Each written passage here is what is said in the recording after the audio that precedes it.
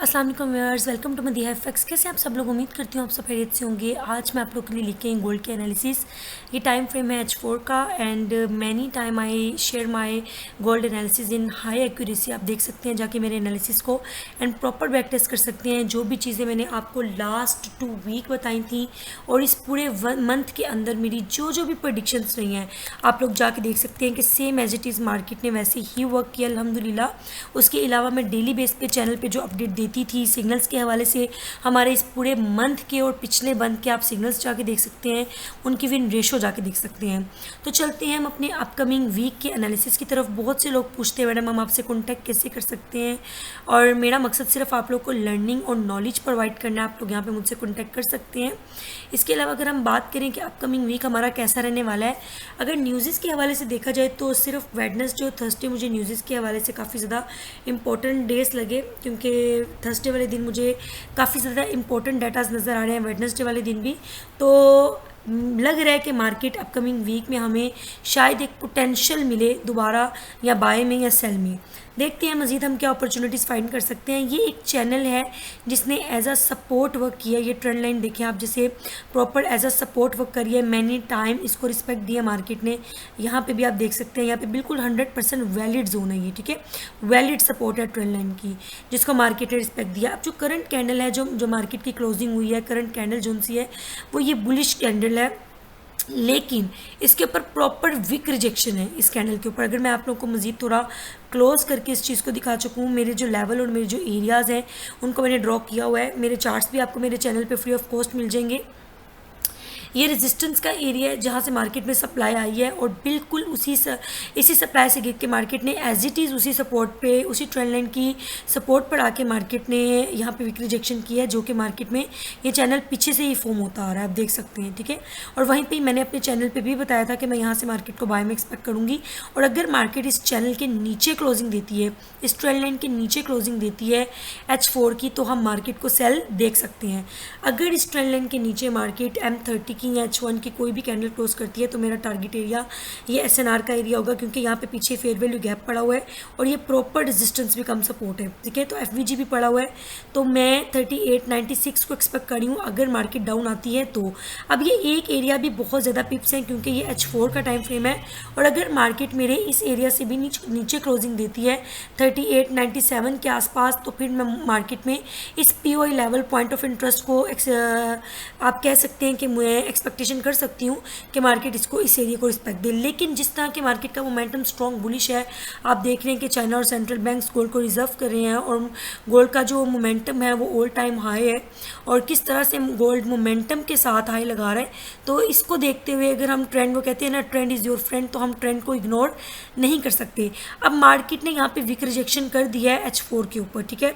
अब पॉसिबिलिटी है, ये भी हो सकता है कि मार्केट इस वीक के इस चैनल की जो सपोर्ट है इस पर लेके ऊपर जाके क्लोजिंग दे चुकी है लेवल के ऊपर। ये देखिए लेवल के ऊपर प्रॉपर क्लोजिंग है।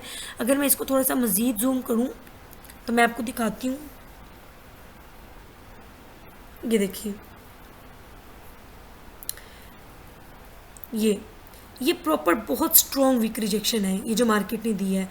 कैंडल ज़रूर आप ये कह सकते हैं कि बुलिश कैंडल है, लेकिन इसकी जो क्लोजिंग हुई है ना वो बेरिश में हुई है। उसकी रीज़न ये है इतनी स्ट्रॉन्ग वीक रिजेक्शन। इतनी स्ट्रॉन्ग वीक रिजेक्शन का मतलब ये है कि यहाँ पे सेलर्स आए हैं मार्केट में सेलर्स का मोमेंटम आया है। ये जो कैंडल है ना, इसकी बॉडी जो सी है इसके मिड से भी नीचे आके क्लोज हुई है, ठीक है। और जो सेकेंड कैंडल है जो कि अभी क्लोजिंग मार्केट दे रही है, ये भी पिछली कैंडल की इनसाइड कैंडल है, ठीक है। मतलब अगर तो मार्केट मंडे वाले दिन इस रेजिस्टेंस के ऊपर क्लोजिंग देती है, ठीक है, ये जो एरिया जिस तरह से आपको बता रही हूँ ना, इंशाल्लाह 100% मार्केट में वर्क करेंगे।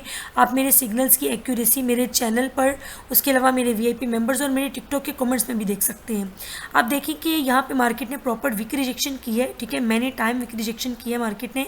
अब अगर मंडे वाले दिन मार्केट मेरे इस एरिया के ऊपर, जो कि एक जोन बनता है 4003 का एरिया, अगर मार्केट 4003 के एरिया के ऊपर M15 की क्लोजिंग देती है। अब ये जो मैं आपको क्लोजिंग बता रही होती हूँ ना, ये बहुत एक इंपॉर्टेंट चीज़ है क्योंकि क्लोजिंग बहुत मैटर करती है। अगर इस एरिया के ऊपर, इस रेजिस्टेंस के एरिया के ऊपर 4002 या 3 के एरिया के ऊपर मार्केट M15 की क्लोजिंग देती है इस वीक रिजेक्शन के ऊपर, तो हम गोल्ड को अगेन इस रेजिस्टेंस के एरिया पर एक्सपेक्ट करेंगे। और अगर मार्केट इस रेजिस्टेंस के एरिया के ऊपर क्लोजिंग देती है, जो कि एक एरिया बनता है 4061 का एरिया, तो मैं गोल्ड का मेरा जो नेक्स्ट टारगेट होगा ना, वो इंशाल्लाह 4100 होगा। ठीक है, क्योंकि ऑलमोस्ट गोल्ड 40-60 को टच कर चुका है, तो उसके बाद का जो मेरा टारगेट है ना, वो 4100 का मेरा टारगेट होगा।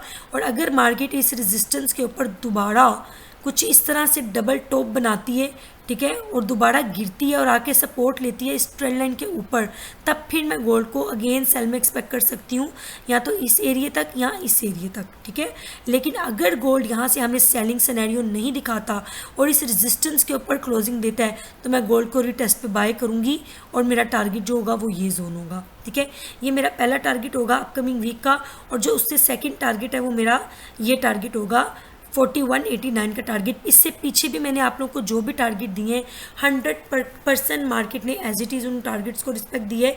इसके अलावा हमारा बैच स्टार्ट हो रहा है। देखिए, बहुत से लोग लर्निंग के हवाले से पूछते हैं, अब तो लोगों में काफ़ी ज़्यादा अवेयरनेस भी आ गई इस चीज़ को लेके। अगर आप लोग लर्निंग की तरफ नहीं आते तो आप इस मार्केट में कभी भी सक्सीड हासिल नहीं कर सकते, सक्सेसफुल नहीं हो सकते। तो बहुत ज़रूरी है लर्निंग, क्योंकि लर्निंग के बिना अर्निंग इम्पॉसिबल है।